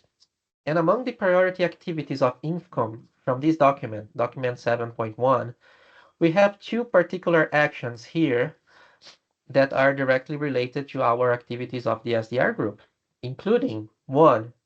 Catalog and analyze gaps of satellite products and applications for priority hazards, and 2. Support members to ensure access to satellite data and products, and with train the trainers. Focus on access, processing, visualization, and interpretation of satellite data. Okay, and we also have the recommendation 7.1/1 to propose for infrastructure components contributing to early warnings for all, including creating a work plan to address the gaps in satellite data and products. And it is recommended that we implement these activities in our own regional initiatives at regional and national levels, okay? And that's it. That was some background information for you to understand why the SDR group, you work on these early warning for all related actions. Now let's take a quick look at some of the actions we will be working on. In this draft work plan, we have basically 6 items, right? And these actions have been discussed by WMO's ETSSU, or the Expert Team on Space Systems and Utilization. And you have more information about this expert team on the SDR webpage. But basically, in summary, this is what we need to do. Okay, first, create a survey on the utilization of satellite data for priority hazards. And we already have a draft version of this survey with probably 5 questions. And we will distribute the survey, right? And this is where we need your contribution, as your countries will answer this survey or mapping exercise. Number 3, identify a list of satellite products for each of these priority hazards based on first the results of this survey and on a list of products provided by the satellite data providers, right? The data providers will validate this list of products with the group. And finally, after that, with the results of the survey and this list of products and our experience with the community, we will work on a gap analysis, right? And this will be led by the SDR group with the support from the TSSU. And finally, with this gap analysis, we will develop a regional implementation plan to address these gaps for their inclusion in the regional operating plans, right? But in the end, the ultimate goal of this work plan is to provide a resource informing the satellite component of a funded proposal, okay, to enhance a nation-based hazard warning system. So suppose your institutions have funding available to enhance early warning systems in your countries, but you need to know the satellite component of this proposal, like the most important data sets, to monitor these priority hazards in your country and what is needed to access these data sets with low latencies, etc. This is the kind of information that will be available as a result of these actions, okay? And talking about what we already have, we have a preliminary list of hazards identified specifically for region associations 3 and 4. And for RA3, apart from the priority list, we have a regional distribution of these hazards, thanks to a survey distributed by the Regional Office for the Americas. And for RA4, we also have a list of proposed priority hazards as a result of a study conducted by the RA4 Services Committee. And both lists would be complemented by the results of the survey that will be distributed by the SDR group, right? So, in a summary, this is the action proposed, okay? That the SDR group should support the implementation work of the INFCOM action plan to address gaps in satellite data and products in support of early warnings for all. And initially, this is what is expected from members, data providers, and regional experts, right? From members, answering the survey that will be distributed soon, asking about the priority hazards in your countries and the satellite products you currently use to monitor them. And this survey should be distributed until September. From NOAA, it is expected that NOAA provides an input to the template spreadsheet from this data call on early warnings for all, preferably until the survey is still being distributed until September. And from the regional experts, with the results from the survey and the data call, to create a list of satellite products and work on the gap analysis. Okay, so after all these steps above, we will develop a regional implementation plan to address these gaps identified in the gap analysis. And that is the plan. Okay, do we have any questions or comments regarding these actions, or do you have any suggestions? ¿Tienen alguna pregunta o comentario o sugerencia sobre estas acciones? I see a hand raised. Oriana. Hi, thank you so Hi. much, Diego, for that presentation. That was great, very informative. I just wanted to note on the NOAA side, you had indicated that you wanted NOAA to provide information, and just for everybody's awareness, I was just informed about that, and I'm looking into where we might have lost track of that. So you will be receiving NOAA's input. Just give us a couple of weeks to coordinate on that front. So just wanted Excellent. to let NOAA colleagues know that that's coming down the pike, and you as well, just for awareness that we will be providing that. Thank you. Excellent. Thank you very much, Oriana. Just to add, sorry, it's Zoe from WMO Secretariat, because Diego was contacting Secretariat on this part as well. So I actually reached out to Lihan, who is a member of expert team on space systems and utilization, and now she's also aware of this issue, and she said like she would also look into this and try to come up with something. So it might be good for you also and for her then, or should I just forward this email so that you are aware of this exchange and you can kind of get in touch with her, and or she can get in touch with you basically on this issue.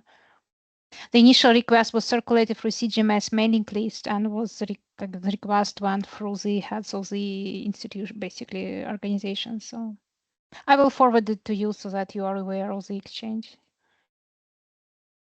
Thanks. Thank you very much, Zoya. Great. Do you have any other comments or questions? I'm seeing some discussion on the chat box regarding the data rates that we have been discussing, but I do not see any other questions related to these future actions on early warnings for all, but we will keep informing you as we advance, okay? And, okay, Marcial. No, nada más para recordar en español que se va a distribuir esta encuesta para la de las prioridades. Entonces, que por favor nos ayuden a distribuirlas en los servicios meteorológicos adecuadamente para poder tener buena información de eso que vamos a tener, en las necesidades que tenemos y cómo solventarlas y los productos de satélite que ocupamos. Entonces, por favor, así que les lleguen, contéstenlas y distribuyanlas apropiadamente. Muchas gracias. Excelente. Muchas gracias, Marcial. Okay, and to finish our updates, among the actions related to... Daniel tiene la mano levantada. Okay, sorry. Daniel? It's okay, don't worry. No, just a couple of issues. I forget about it. One important regarding to these issues about the priority hazards.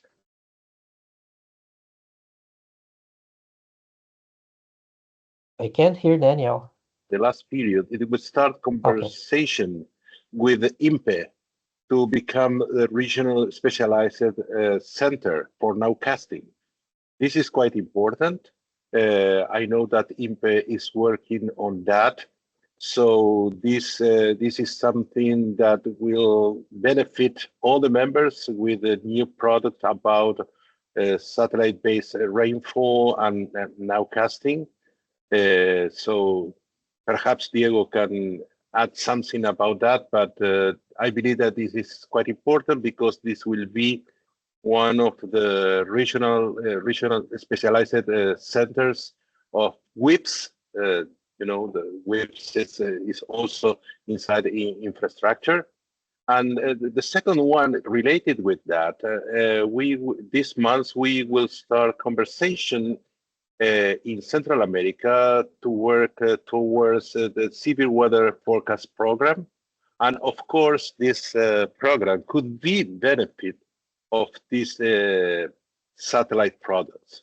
So the conversation will start late this month. Perhaps Rodney has more information about that.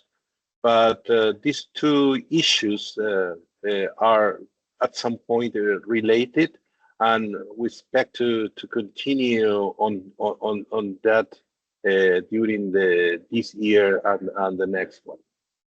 Thank you.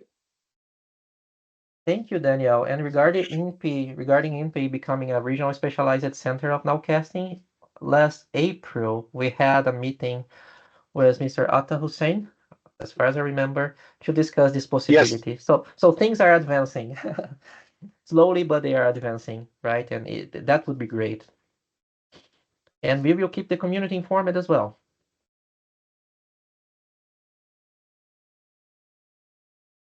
Any other comments before our next updates?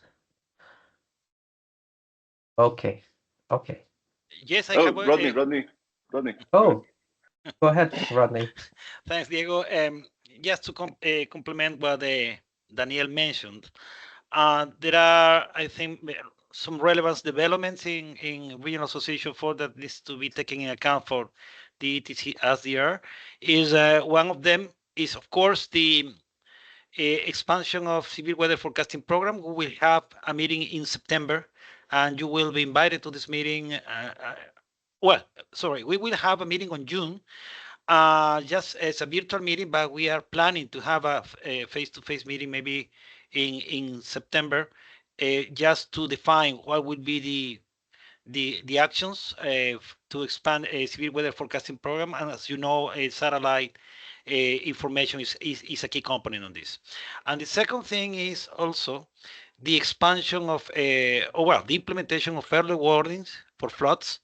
We had a planning meeting in Guatemala just some weeks ago, and that will be implemented in the coming months in the Caribbean region, and also in some of the target countries for early warning system for all. This initiative also is taking into account several a considerable amount of satellite data. So I think that those are very pragmatic actions and initiatives that will be contributing with the early warning for all, but also with the priority needs of the region and addressing the priority hazards that have been identified. So just for your reference, thank you. Thank you, Rodney. Okay, virtual meeting on severe weather forecast program in June, correct? And maybe a face-to-face meeting in September. Is that right? Is that correct? I will share the invitation with you because that was just, sorry for the last notice, but it was just the coordination was finalized in last week. So I will share with you immediately for you be participating. Thank you. Excellent. Please share with us and we will distribute in our networks. Thank you, Rodney. And to finish our updates, among the actions related to early warnings for all, we have the organization of the SDR workshops. And the first workshop was held on May 16, covering satellite data access in the cloud. And as you might have been following through the SDR mailing list, this first workshop was initiated as a result from a request from our colleagues from Chile. And here we would like to thank our colleagues from DMC for their request. Thank you very much. And it was a successful workshop, 130 participants, with presentations from SDR members from Guatemala, Peru, Mexico, Costa Rica, and El Salvador. And all the presentations, resources, and links are available for your reference at the SDR webpage. And during the workshop, we have seen an overview of the satellite data dissemination methods using the internet, mainly through the NOAA Open Data Dissemination Program, also known as NOD, like AWS and Google Cloud. We have also seen some case studies and in latency analysis for different data access mechanisms. And apart from the mechanisms from NOAA, we have seen how to access data from Unidata and Makaida's V servers. It was a great workshop. And our next workshop is already scheduled for July 25, 17 UTC. And this one will be very interesting and directly related to what we will be working on the next months, showing examples of satellite data being used to monitor hazards. And in this workshop, our colleagues from SIMS, CONAI from Argentina, LANOT from Mexico, UCR from, IMN from Costa Rica, and UCN from Chile. They will present how they are using satellite information to monitor some of these hazards like floods, fires, severe storms, frosts, snowstorms, volcanic ash, tropical cyclones, and landslides. I will share the registration link on the chat window right now.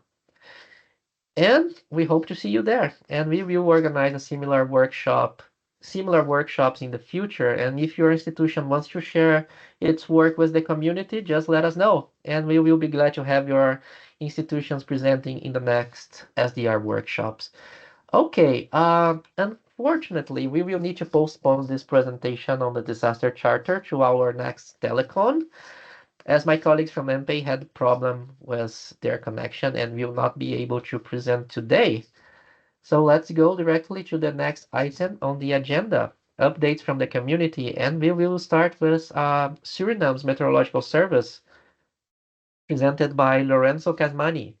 Hi, Lorenzo. Thank you. It's really important to have Suriname represented in the SDR group. Can you hear us? Hi, Diego. Yes, I can hear you very clearly. Excellent. You may share your screen. Thank you.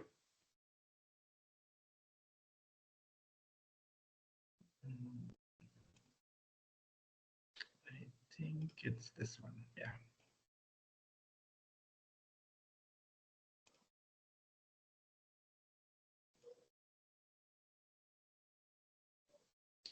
Can you see the screen, Diego? Yes, perfectly. Hi. Okay, so good afternoon, everyone, or afternoon from Suriname. My name is Lorenzo Casmani, and I am a operational weather forecaster within the Meteorological Services of Suriname.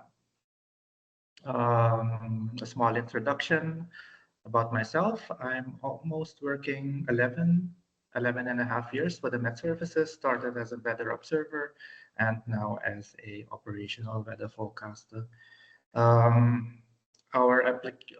The usage of satellite within the Met Service in Suriname is very important because we don't have our radar operational yet. So for the past few years, the radar has been very beneficial the satellite has been very beneficial for us. Our headquarters is located in Paramaribo, the capital of Suriname. I just need to say my English isn't very great because our main language is Dutch, but I will try to present it in English. So a small introduction about the MDS, the Suriname Meteorological Services.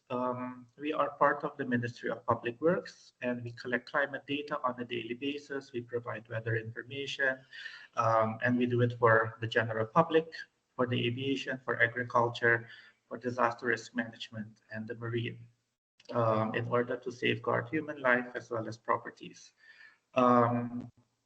Most of the time we do it independently, but when it comes to weather warnings, when it comes to disaster risk management, it is in cooperation with relevant and evolved stakeholders.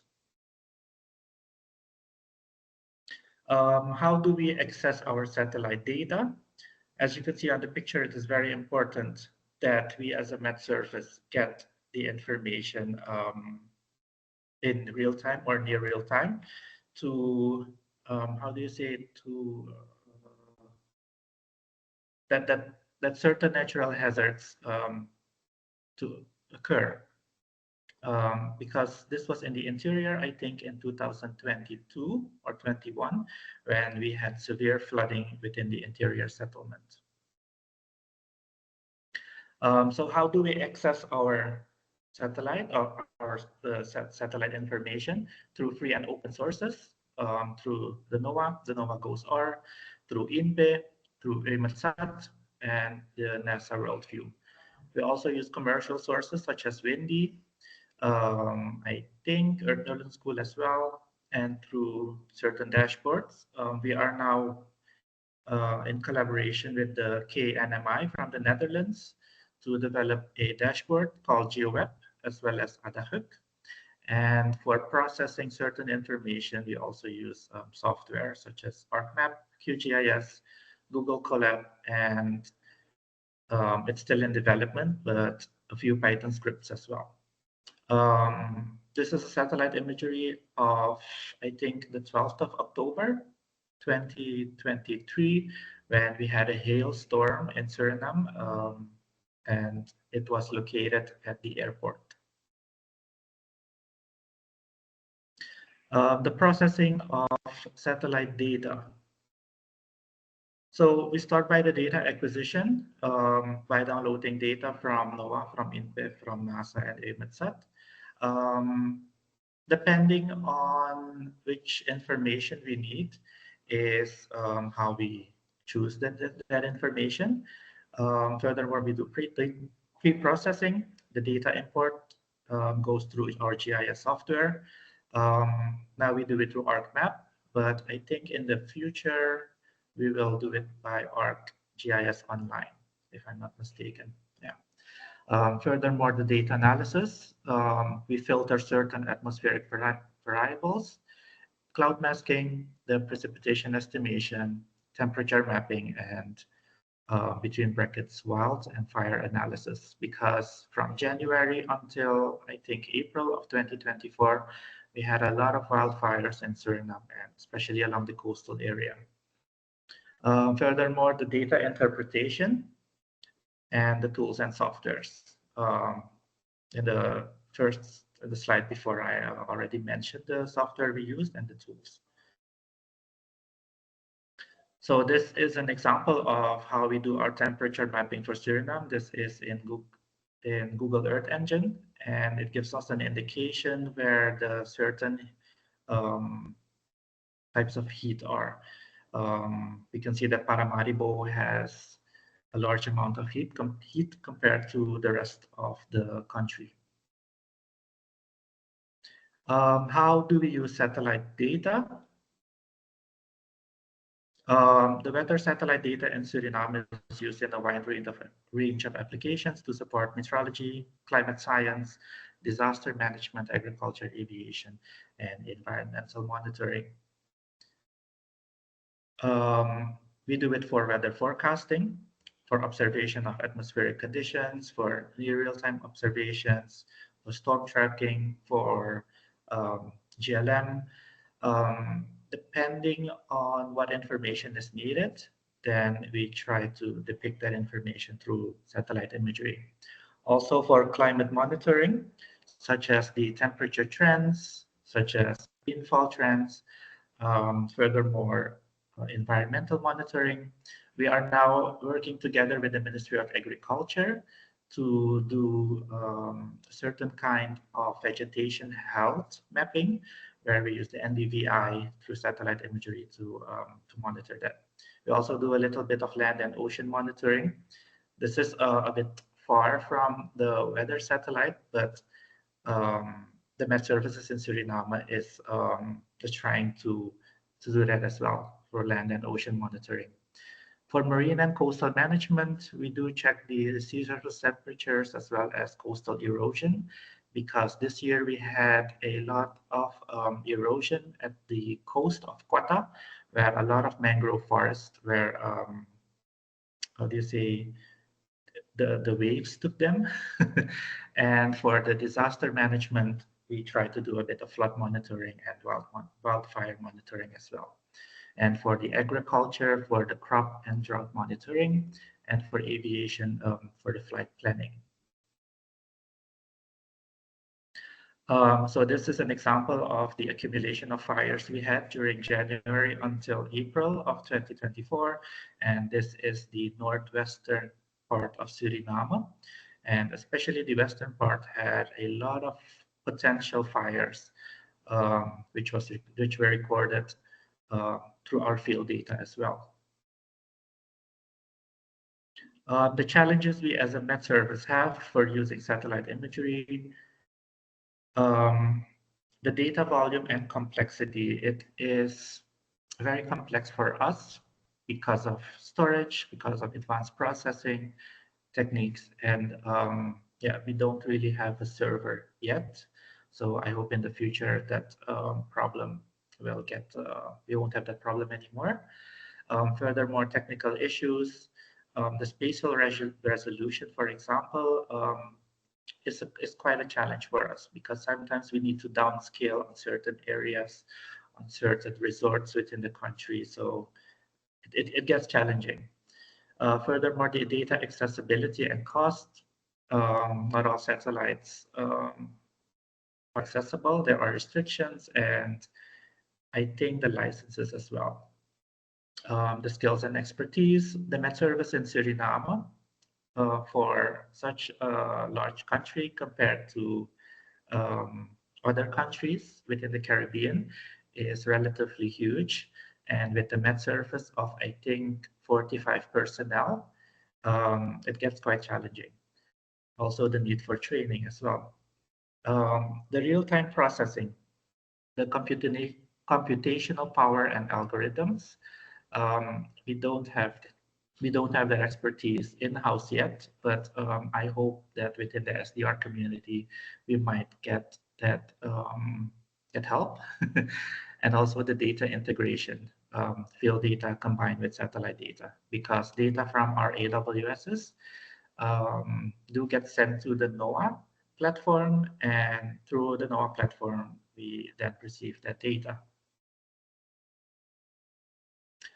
This is an example of our OpenGeoApp, where this is for compound hazards, where satellite data is used to do a bit of storm tracking, to do a bit of temperature mapping, as well as waves and height. The needs and the future plans within the Met Service. We are striving to work to an integrated system where data accessibility would be easier, especially to scripts. It does take a bit of a longer process, but we'll get there.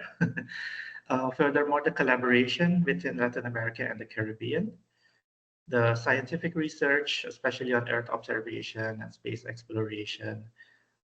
Also for open WMS layers, it's a bit difficult to get open source layers to put into our GeoWeb. So I hope there will be some available, the expertise and knowledge as well, and the data integration.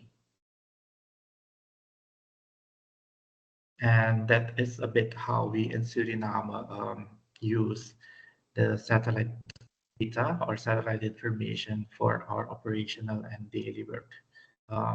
Thank you. Great. Thank you very much, Lorenzo. That was very, very interesting. And it's great to know that you are able to use different data sources and visualization interfaces, and that you are considering having your own processing scripts, including with Python and Google Earth Engine. And we can certainly help you with that. And regarding the challenges mentioned in your slides, like data volume and data integration, many members face the same issues, and we have a lot of experience to share. And we will be looking forward to working with Suriname in our future actions. Thank you. Do we have any comments or questions to Lorenzo? ¿Tenemos alguna pregunta o comentario sobre la presentación de Lorenzo Marcial? I don't see any in the chat, but I do have a comment and a question. So the first one is you mentioned, well, it's good to see that you're looking to improve your programming and your data availability. So my question is, you said there were some Python programs that says under development. Yes. Have you looked into the satellite data requirements webpage? Because we have a lot of information there. And many of our members have developed their own libraries for satellite products, including GEO, satellites, and LEO. So the question is, have you tried to incorporate some of the already available programs into your processes?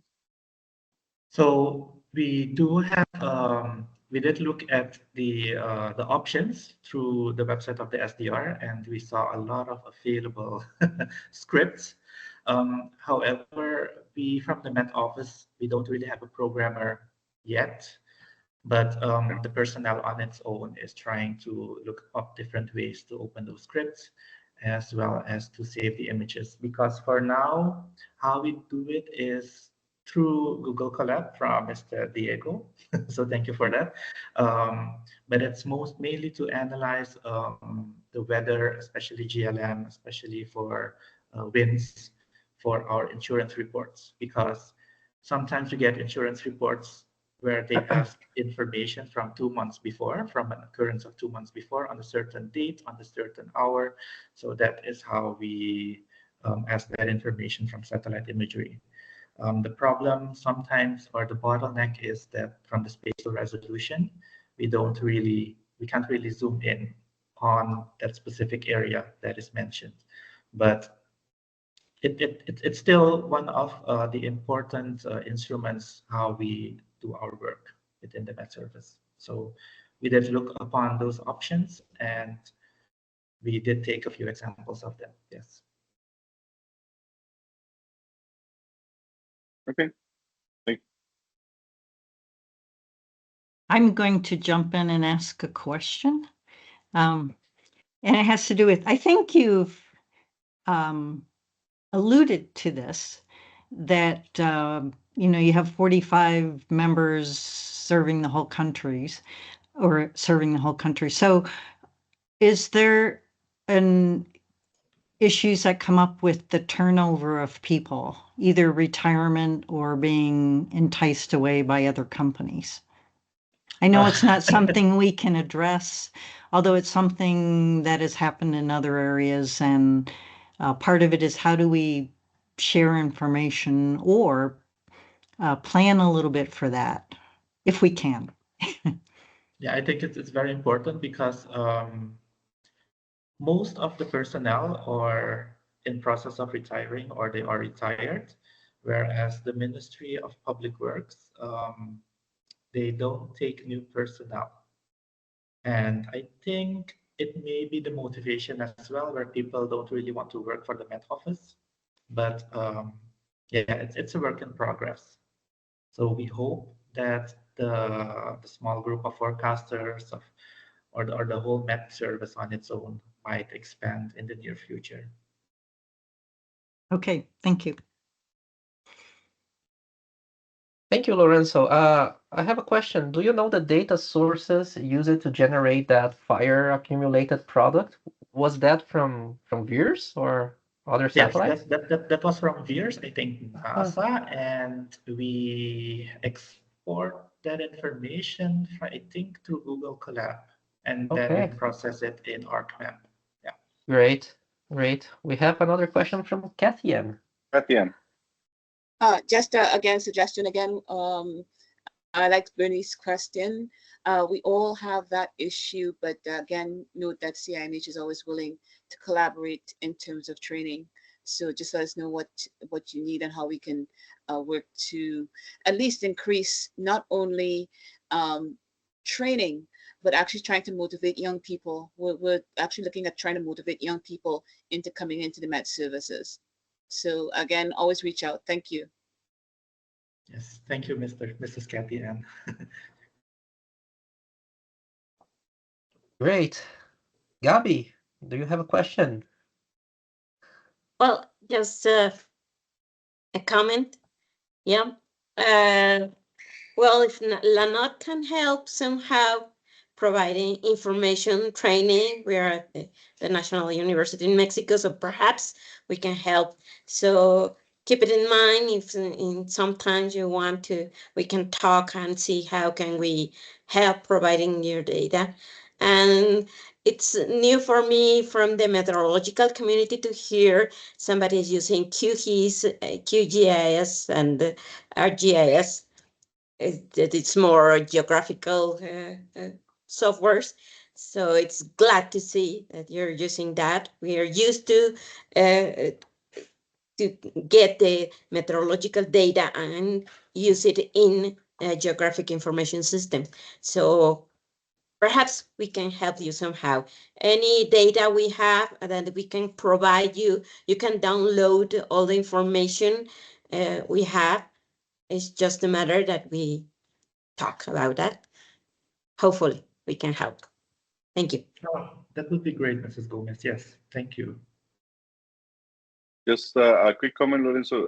In the following meetings, we're going to have in the workshop, in the SDR workshop, we're going to have some presentations. Maybe it's good for you to join and share more with the community. I think Gabriela and Lenora are going to present it. Yes, no, I will definitely do that.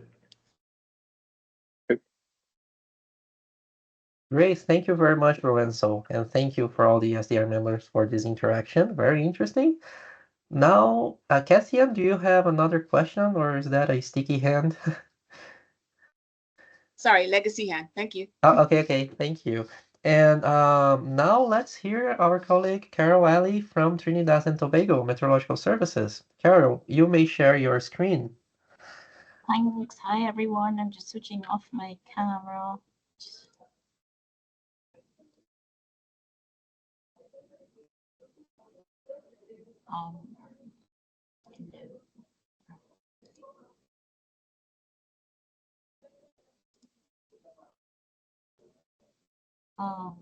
Are you seeing it? Yes, but it's not maximized yet. It's not maximized. Okay, same problem.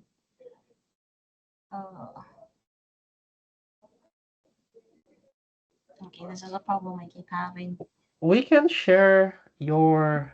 On your side? Yes, just a moment. Okay.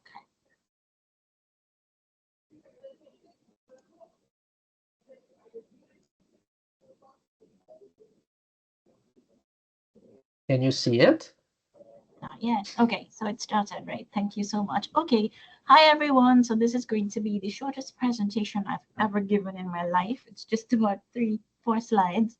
And really, it's a hard act to follow from Lorenzo's, but he's given me a lot of food for thought and a lot of goals ahead of us. So this is really just an acquisition update from Trinidad and Tobago. And could you just hit next slide, please? There you go. That's where Trinidad and Tobago is located.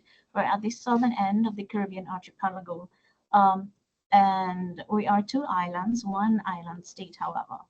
And that means that we have 2 different budgets to work with. So there's a little bit of a difference in how the updates go. So next slide. In 2021, Tobago, which is a smaller island, they acquired a GRB system. And staff was trained, and we did have access to the products, however, not all of the products, and perhaps maybe in a tertiary vein, where they had to literally manually share the products with the office here in Trinidad. Nonetheless, there was some collaboration, and the main challenge there was the communication link between the 2 offices, because we're separated by a stretch of water. Like I said, we're 2 islands. However, next slide. From the Trinidad side, we have finally acquired our Earth station. We sourced it from EEC primarily as a turnkey system. So targets achieved on that end. We've had some staff training, and we still have some ways to go, including the implementation of our workstations, incorporate radar data for here at PRCO at the synoptic station. Next slide. So the training has been completed for a few members of staff, and we're going to use a train-the-trainer approach. The training is still going to be pending for the end users. So this training session was in fact held at the EEC factory in Alabama, and this occurred over the 20th to the 24th of May 2024. So again, some good news there, target achieved. The training has already been completed. Next slide. And I did promise it was going to be very short. It's just an acquisition update. The target date for the installation of the system will be the last week in June, and that's of the period 24th to 28th of June. And at that time, we expect to have our user training by both staff from the EC as well as the trainer sessions. So we expect an ongoing training session. Of course, this is pending. Nonetheless, I'm very, very pleased to see after all this time, we are finally getting there, and we are playing catch up with the rest of the community. But I guess slow is better than not at all. So that's the update from our end. I thank you very much. Thank you, Carol. It's really great to know that Trinidad was able to purchase a GRB station.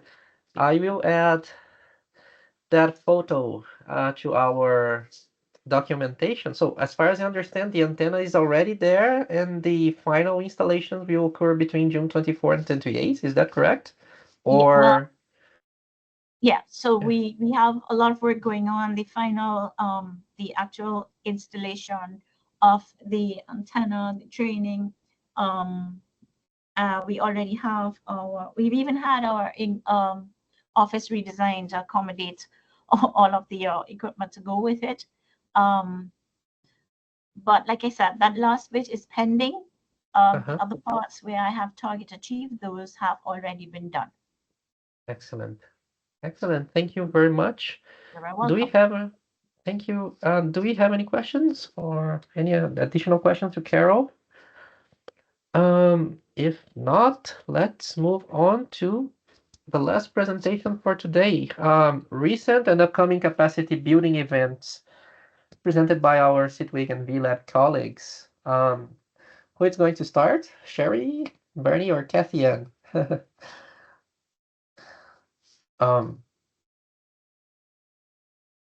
Sherry, will you start? I'm sorry, I unmuted. I would say Kathy Ann. Okay. We're tight on time, Okay. but Kathy Ann should start, I think. Okay. Kathy Ann, you may share your screen.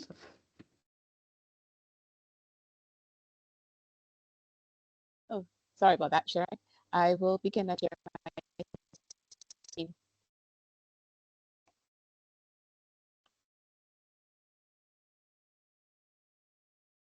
Okay, hold on. Okay. I'm not too sure why it's not. I have your presentation here if you want me to share it. Okay, yes, please go ahead. I'm not too sure why it's not sharing really quickly. Okay. Okay. Here it is. So, all right, thank you very much. And some of you may have heard of this last week at the VLab meeting, but I thank you, Sherry, for actually preparing this for me. We had very recently, June 4th to June 7th, the NOAA WMO RA-IV workshop, an interactive analysis of Tropical Storm Philippe. It was an excellent workshop held virtually and then hosted by the CIMH out of Barbados. Next slide, please. So the workshop, as I said, was virtual, and we had a team at CIMH monitoring and presenting from there. It was well attended. We had an average of 55 active participants each day, and that was almost constant. But at points, we had up to about 64 participants at the workshop. It covered 20 plus topics with 35 presenters and from 23 organizations, plus a lot of behind the scenes staff, which I'll acknowledge later on. The objectives of the workshop was really to look at Tropical Storm Philippe. not only as an entity in terms of a tropical storm that was potentially forecast to be a hurricane but never did so, but in terms of the severe weather that it actually did produce, the messaging and the model, some of the model, I wouldn't like to say failures, but missteps that actually did not project the eventual weather. So it was a challenge in terms of forecasting and decision making. We provided forecasters with satellite skills to described in the WMO guidelines and knowledge for operational forecasters and how to use that to actually in such an event would to occur again. Forecasters also acquired and developed competencies in the use of data and products for weather forecasting, prediction, monitoring, and or research. Next slide, please. So there were, as you can see from this slide, there was a myriad of activities and products that we highlighted, not only in terms of forecasting Tropical Storm Philippe, forgive me there, the weather associated with it, including GLM, which I'll point data, which I'll point out in a little while.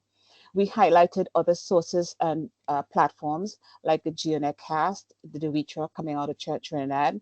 We gave an insight to how the future of GeoXO as well. We looked at also some of the effects, the flooding that definitely affected or enhanced some landslide events and how we could actually use satellite data to monitor and actually monitor landslides across the globe. I think that was one of the most excellent presentations I've heard on that so far. And we also gave access to data. One thing we were very cautious of that is that anything coming out of this workshop should be able to, users should be able to have access to after this workshop. Next slide, please. So we looked at some presentations on, the atmospheric as nemesis as put forward here by our colleague Leonard Josiah out of Antigua. The models did not quite capture the dynamics of Philippe, especially with the interaction to Tropical Storm Rina.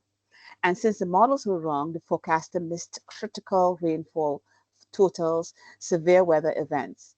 We not looked at how the feeder bands had a huge effect on throughout the region, not only to the north where the storm passed north of the Caribbean, but also right along the eastern Caribbean. And so this was interesting because one of the things that came out is that all the Met offices, even I would say even the French, actually thought of this storm as being one of the most exasperating storms to actually forecast in its lifetime. We also looked at such things as heat waves, landslides that are expected after such a system. And also we looked at some of the development of conceptual models of the dynamics of the situation, going back to the fact that whatever happens, we need to look at, or reminded that we need to look at the basic principles of meteorology when we're forecasting such an event. Next slide, please. So we also had another interesting session on communication. One of the things coming out as we go in, especially towards early warnings for all, when we have such events which are giving forecasters such a conundrum in forecasting, we have to be careful on how we actually translate this to the public and be effective. So we did have a session on communication, looking at model products, databases, forecasters that we can use generally for the public, and building a relationship in terms of how we communicate with the public in terms of wording, in terms of ideas, and even graphics that you should use. And we actually had actual presenters, television presenters coming in on this, actually not only discussing their experiences, but giving advice as well. We also stressed on collaboration between institutions that had similar issues. So we had presentations again from the Met Services as well as from Meteo France. And so that we can work together with these institutions to share information to actually now be better in the future. Next slide, please. So coming out of NHC, which actually did a really nice presentations to all actually prepared a nice presentation on this, was looking at changes coming out of the future. Changes, as we know, in terms of the cones of uncertainty, hazards outside the cone and how these can be actually implemented. We also touched a little bit on just outside of the hurricane preview, looking at the severe weather program across the region and how that too can be implemented in such an event and work together with NHC. One of the core acronyms or 5 core acronyms in terms of communication is position, strength, motion, relationship, and impact for any system coming through the Caribbean, particularly as we are small island states and how that any system can have diverse effect on our population.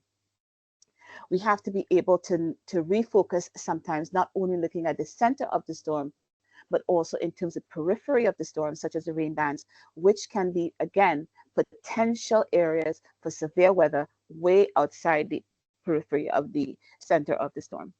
And also look at movement, of course. Next slide, please. What is next? One of the things that coming out of the workshop, we learned that Antigua will be the first official service to actually appoint an oceanographer in the region.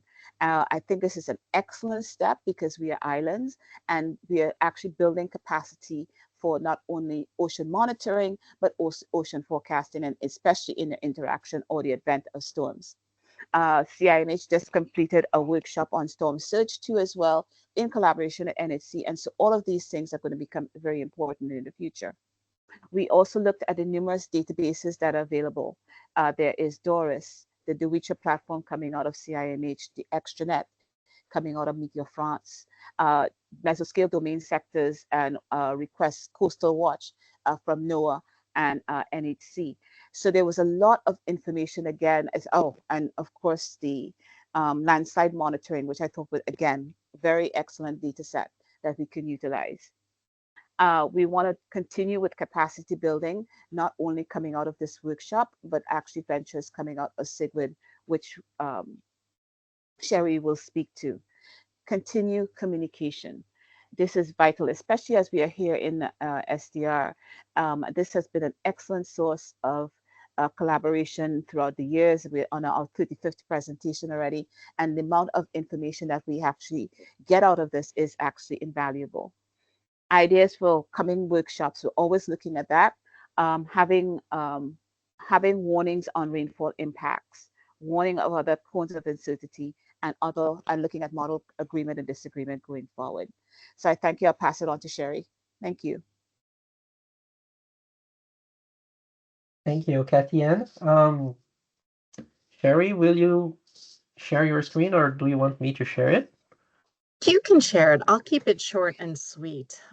Just a moment. Or I don't need, I'll tell you what, in the interest of time, okay, I was going to say we don't necessarily need the slides. We can skip this one. Kathy Ann covered that beautifully. I wanted to give a heads up very quickly that the AMS SatMock Virtual Summer Series is taking place. This is a short course where we have 4 separate presentations, and this is based on monitoring the El Nino. And we've got Jose and Bonnie doing the first presentation tomorrow. The registration is over capacity for Zoom, but we will be recording this and it will be available for people to take a look at. Next slide, please. My abstract for UMETSAT was accepted, so I'll be presenting on some of the NOAA NESDIS work, definitely working with Oriana and the International Affairs Office to make sure we communicate well, even comments that came out of this workshop to make sure that, or this meeting, to make sure that communication continues. We are getting the ball rolling for the Paraguay workshop that is scheduled for November 2024. And again, we're working with International Affairs Office to work on the SITWIG to continue capacity building and adjust the SITWIG meetings a little. So it's two-pronged to talk about the satellite application workshops, but in addition, continue communication regarding capacity building. And that's it. Thank you. Bernie? Okay, great. I'm glad you threw these in. Okay. As you can see, our next session is tomorrow. So if you're available, please join us at 15 UTC. We'll likely have a component focusing on the current rainfall event that is occurring over Central America, as well as our regular climate updates. So, and we've already scheduled our sessions for July, August, and September, and they're listed there, and you can find the links there with their focus group link, so that you can register for those sessions. Okay, next slide. And well, go back to the previous one. I'd just like to say this is initiated by the WMO and the Coordination Group for Meteorological Satellites Virtual Laboratory. And it's really a collaborative effort between us here at CIRA, the international desks at NOAA, and the Centers of Excellence, many of them who you've heard on the call today and who are also satellite data requirements members. So I just like to point that out. Okay, next.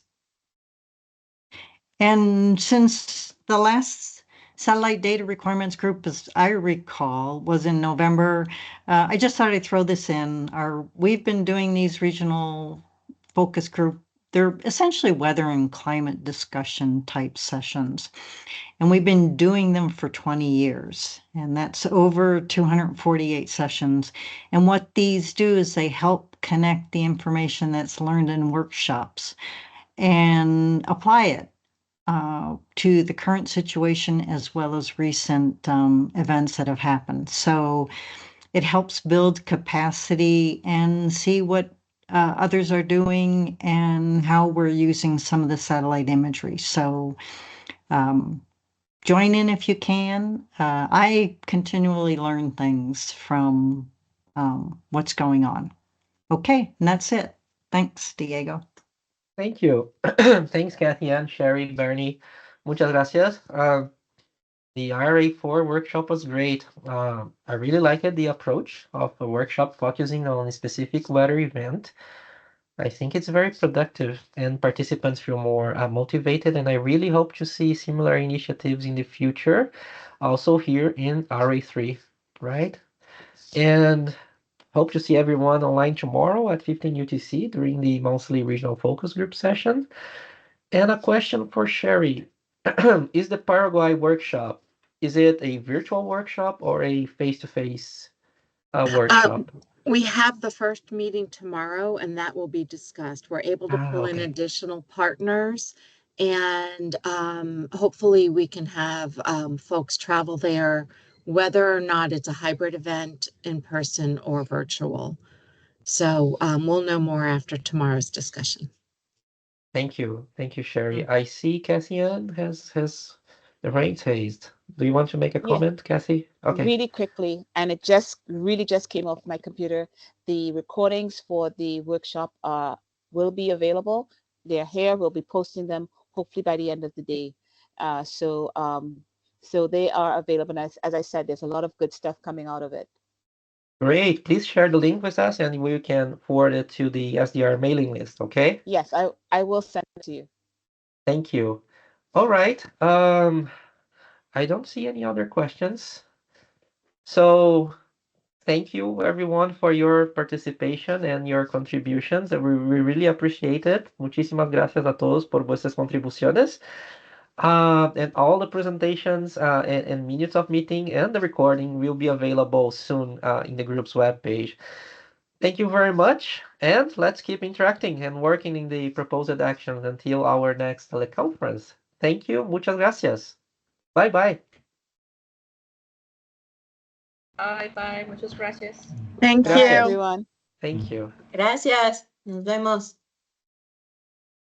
Yes. Bye. Muchas gracias. Gracias. Buen día. Obrigado. Gracias.